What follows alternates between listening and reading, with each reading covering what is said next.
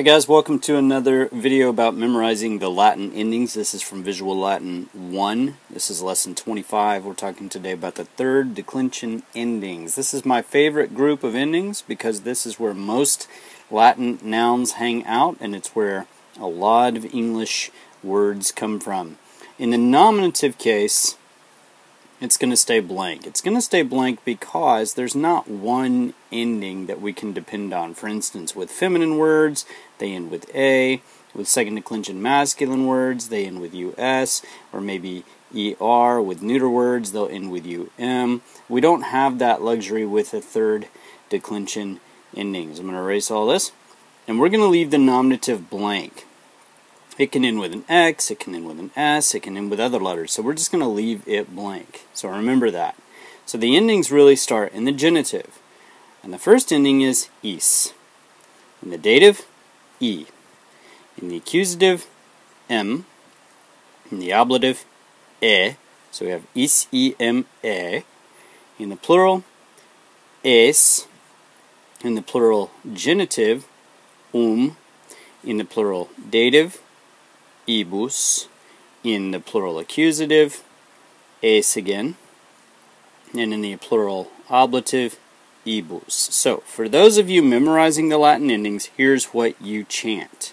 You ignore the nominative, and you simply start with the genitive and say, is, e, m, e, es, ibus, es, ibus. Over and over again until you've got it. Is, e, m, e, es, ibus, es, ibus. Make a song out of it, make a chant out of it, whatever. Just do it over and over again until you've got it. Let's take a look at a noun now that is third declension to show you how these endings work. Of course, this is all in Visual Latin 25, but we're going to do it here too. Let's take the word lex. Lex in Latin means law. Okay? The spelling is going to change in the genitive, and this is typical of third declension nouns. So we have an X up here, and now all of a sudden we've got a G down here. The root word for this noun is leg. So we're going to add leg all the way through. And as we do that, we're creating the declension of this noun, law.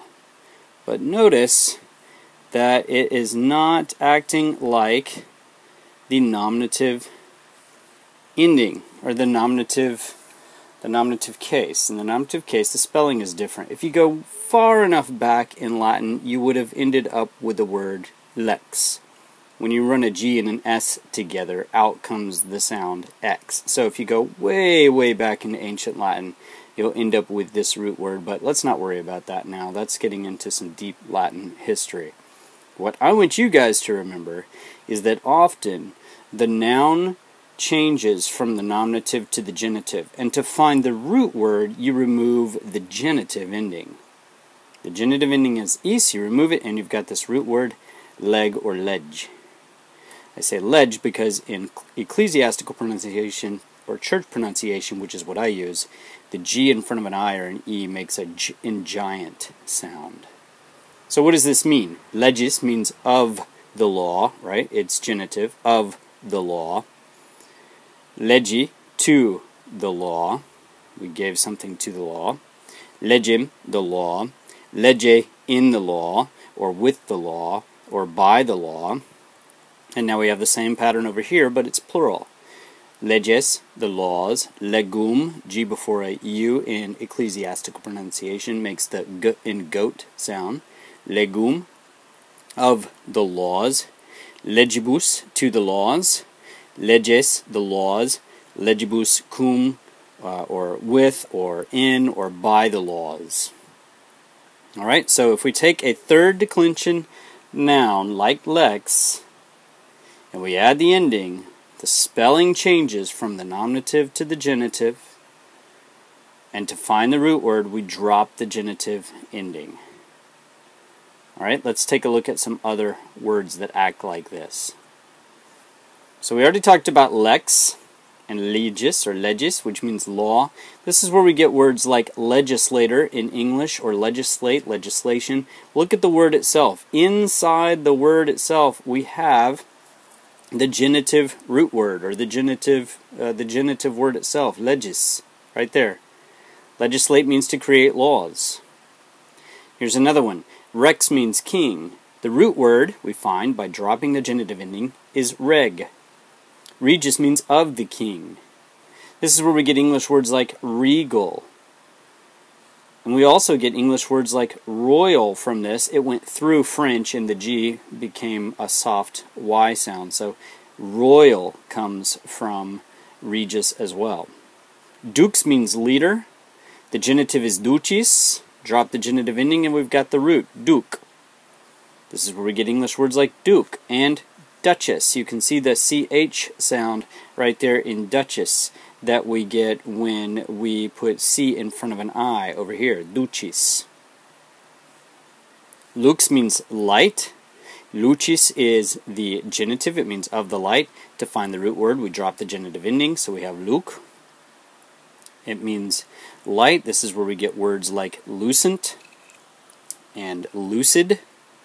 If I speak lucidly to you guys, I'm speaking clearly. It's where we get words like translucent. Trans in Latin means across. Luc means light. So light is traveling across something. Actually, typically we use translucent when we're talking about a rock that you can hold up to the light and the light shines through. Or maybe a thick piece of glass that you hold up to the light and the light shines through and creates a color on the other side. That is translucent. Pax means peace. The genitive is pacis, which means of peace. Drop the genitive ending, we've got the root, P-A-C. And this is where we get English words like pacifier. If you have a screaming baby in your house and you want some peace, you'll put a pacifier in that baby's mouth and you'll get peace. Unless your baby is like my kids when they were little, they'll just spit that pacifier right back out and continue yelling at you.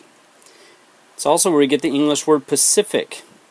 When the first European explorers reached the Pacific Ocean, after having crossed the rough Atlantic Ocean, they were delighted to see that it was a calm ocean. At least at that point it was. And so they called it the peaceful ocean, the Pacific Ocean. Okay, good enough. If you want to learn more about Greek, Latin, and its massive effect on the English language, then visit DwaneThomas.com. And if you want to see more videos like this, subscribe below.